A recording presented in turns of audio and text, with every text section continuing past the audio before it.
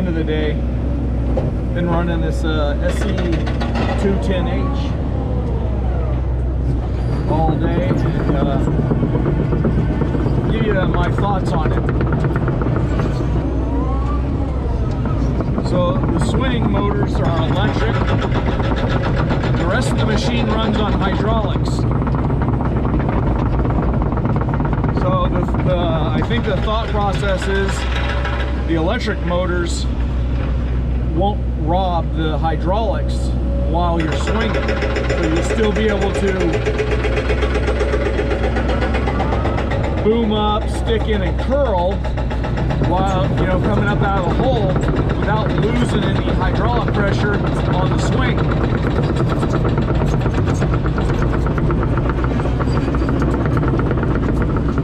Now granted, this is a 200 size machine, but the swing feels just like a hydraulic swing.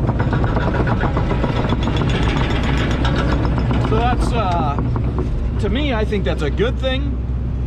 But as a negative, this thing doesn't have much swing power.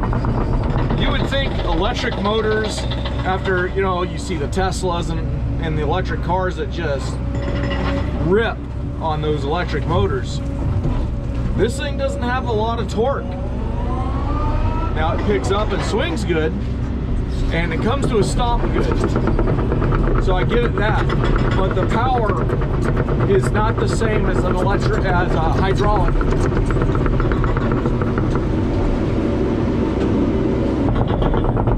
But to cycle, I think it works pretty good. Now I haven't had a chance. I've been doing demo most of the day, so I haven't been able to put it through the paces on like a digging cycle. But I think pretty much what I've been doing most of the day gives me a really good idea of its capabilities. It runs just like any other 200 would, power-wise. It's about what you would imagine a 200. I'll throw a picture in here to show you something I pulled out of the ground. Huge concrete structure. It did very well. I could not pick it up, but it had enough go to get it out of the hole.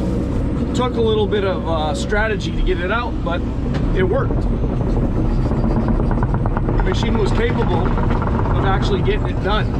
They had actually planned on bringing a 300 out to rip out that structure specifically. They had a whole lot of, there's a whole lot of concrete and slurry backfill around some of the abandoned lines, and they were quite large. I think one section was about, I don't know, 8 feet wide, about 3 to 4 feet tall, with pipe inside. But I was fully capable with a little bit of strategy to be able to get it all out of the hole.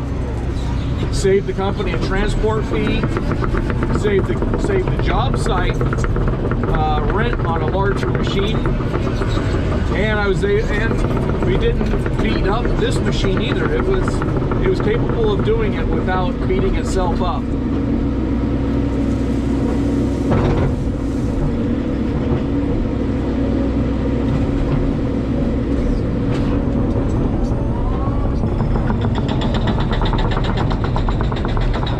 So right now, the reason I'm tracking back and forth, getting rock, is because we've trapped our loader in a corner, digging up everything and having the piles. There is a pile, I don't know if you can see it, but there's a pile of concrete and a pile of pipe, and then the loader is just back there trapped. But we're able to get done what we need to get done without it.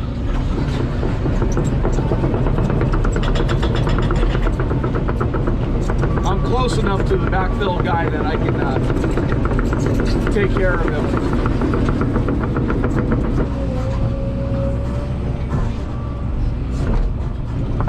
Yeah, and I'll throw in a little bit of video of loading the trucks out. I got some super dumps coming in and we're loading out.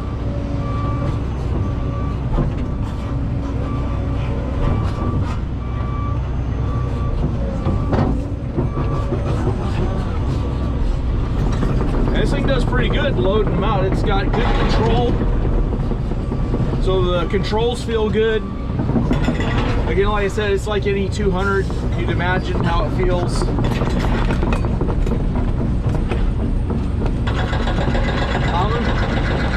For the most part, I'm happy with the machine. I would have no problem running this machine on a job, on a regular job. I don't know about digging yet, because I haven't run a cycle on it.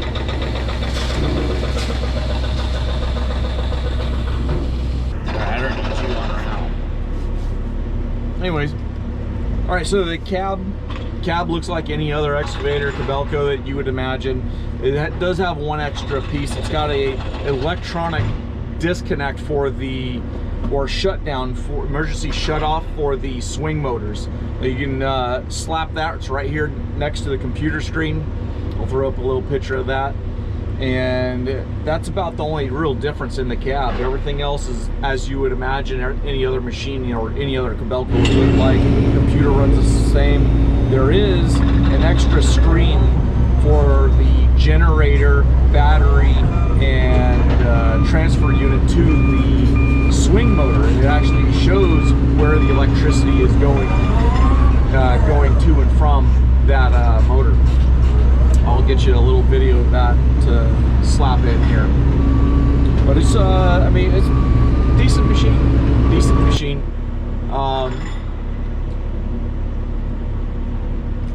I don't know, it's just another 200. It runs like a 200. I don't know that it's saving any fuel because you're powering a generator and you're still powering the hydraulics. So I don't know how it would be any different. I don't know if it's more expensive to repair an electric swing motor or a more expensive to repair a hydraulic swing motor.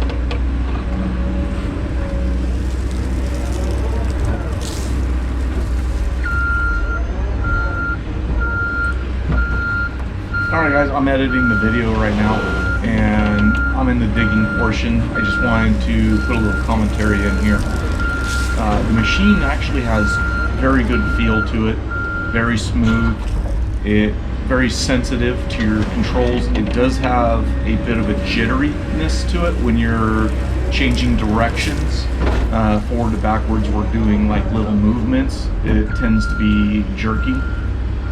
But for digging, this little bit of digging I was doing here, plenty of power.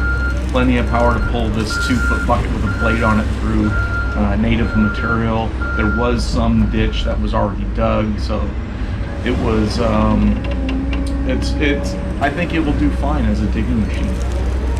They really haven't used this machine for anything else other than digging. This is the first job they allowed us to use it for backfill and trying to tear things out of the ground and something like that, because this has been a baby machine.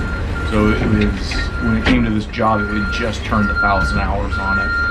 I do remember I did use this machine on a different school job digging mainline with it, you know, about 5-6 feet deep, just doing some sewer and water and whatnot.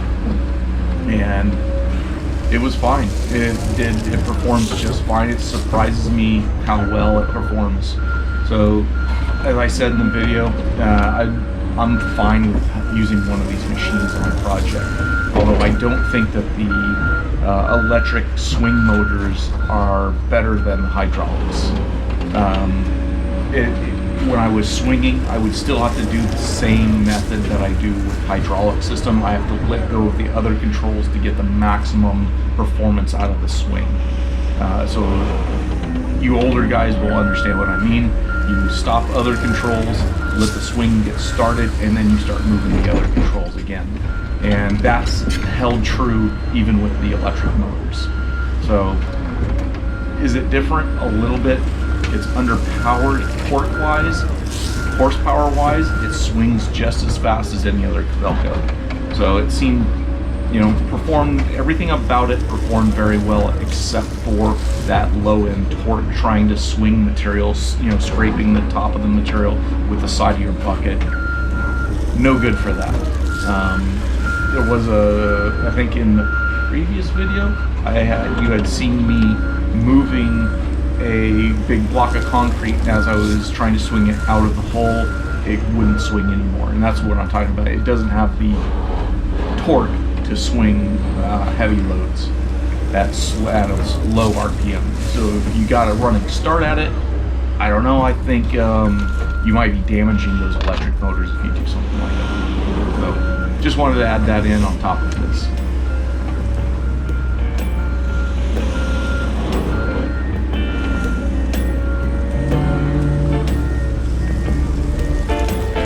Okay, as usual, monkeys, thanks for watching. Don't forget to hit the like button, subscribe if you're not subscribed, hit the little tinkle bell so you can get notifications when I post new videos, and leave me a comment below. It helps me a lot. If you guys are new to the channel, check out some of my older videos. You might find something there to answer the questions you have. Thank you guys. How long is this damn light?